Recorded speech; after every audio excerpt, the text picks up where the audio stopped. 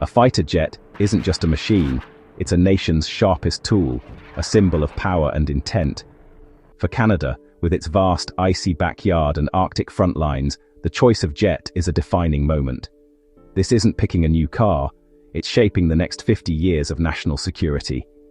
The pilots who will fly these jets aren't even born yet, and the threats they'll face are unknown. The chosen jet must be a technological marvel, a deterrent, and a reliable workhorse. It must thrive in the Arctic, scare off adversaries, and reassure allies. Canada faces a stark choice: the cutting-edge, complex, and costly American F-35 Lightning II, or the clever, practical Swedish Saab Gripen E. The stakes? Defending the world's second-largest country with more coastline than any other and a front-row seat to the Arctic. This isn't a routine patrol, it's NORAD, it's intercepting Russian bombers over frozen wilderness. The jet must be brilliant, reliable in sub-zero temperatures, a fortress and scout in one. Canada's dilemma is classic head versus heart, but with billion-dollar consequences. The F-35 is the heavyweight champ, the ultimate statement of power. The Gripen is the smart, efficient alternative. It's like choosing between a supercar and a precision tool. One dazzles, the other just works. And Canada, ever polite, is caught in the middle, forced to decide what kind of country it wants to be. This isn't just about hardware, it's about identity, sovereignty, and the future. The world is watching. The decision will echo for generations. The right jet could mean security and pride. The wrong one, regret and vulnerability. The clock is ticking. The F-35 isn't just a plane, it's a flying supercomputer. Its stealth makes it nearly invisible to radar, a ghost in the Arctic sky. Canada's defense experts gave it a near-perfect score, 95%. Pilots and generals call it the best in the world, insisting its advanced tech is essential for modern threats. The F-35's secret weapon is sensor fusion. Cameras and sensors feed a single crystal-clear picture to the pilot's visor. The pilot can see through the cockpit floor, spot threats instantly, and share data with allies in real time. It's not just a fighter, it's a command center in the sky. But all this brilliance comes at a staggering cost.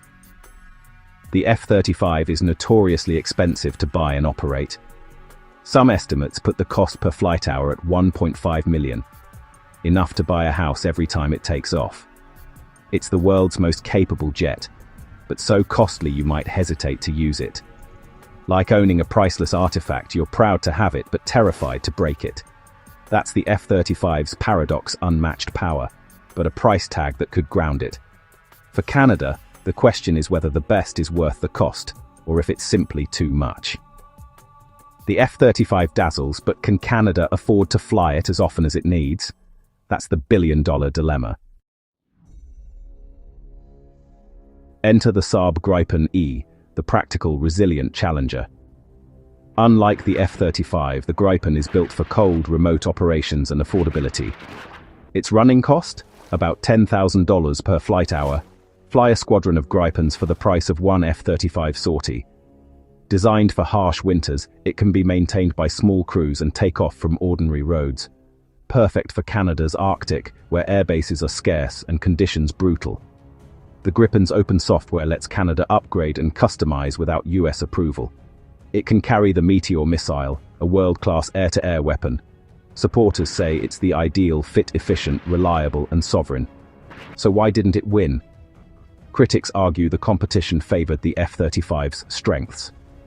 The Gripen is the sensible choice, easy to maintain, cost-effective, and tailored for Canada's needs. But in military procurement, practicality doesn't always win. Sometimes, the flashiest option takes the prize. The Gripen is the smart play, if only smart was enough.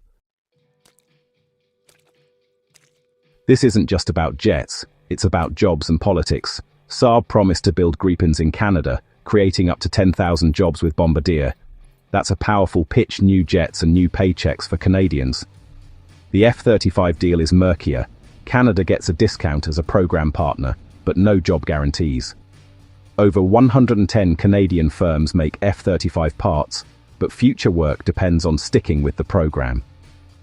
If Canada cuts its order, those benefits could vanish. The government is playing hardball, ordering only 16 of 88 jets so far, leverage in trade disputes with the US. The stakes are high. The US warns of consequences if Canada backs out. Choosing the Gripen would be a political statement, risking ties with the US and NATO. The F-35 keeps Canada in the American fold. The Gripen signals independence. The choice is about more than planes. It's about alliances, jobs, and national strategy. One path is safe but costly, the other, bold but risky. Canada's future hangs in the balance. The F-35's 95% score looks unbeatable, but was the game rigged?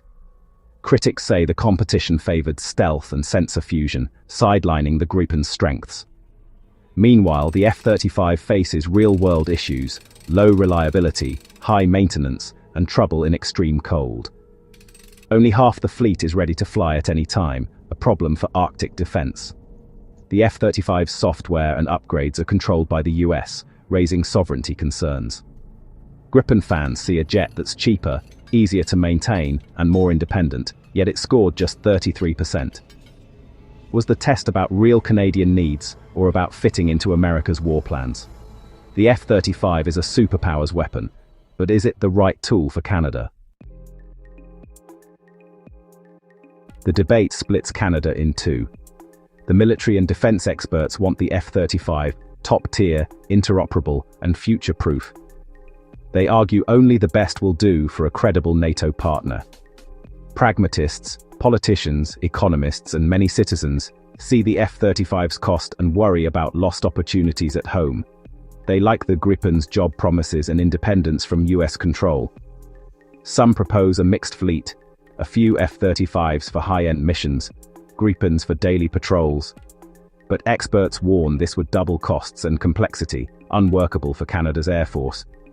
The military wants the ultimate tool. The government juggles defense, economy, and sovereignty. Pilots just want jets that work, in enough numbers to do the job. Everyone has a point, but consensus is elusive. The stakes are national security, economic prosperity, and independence. Every dollar spent on jets is a dollar not spent elsewhere. The nation waits, divided and uncertain. As 2025 ends, Canada's choice is clear but agonizing. The F-35 means alliance, prestige, and cutting-edge tech, but at a steep price and with strings attached. The Gripen offers jobs, independence, and practicality, yet risks angering allies and falling behind in future wars. This isn't just about jets. It's about Canada's identity and its place in the world. Is Canada a loyal US partner, or a self-reliant middle power? The government faces a decision with generational consequences. They're not just buying jets, they're buying a future. And the nation holds its breath, waiting to see which path they'll choose.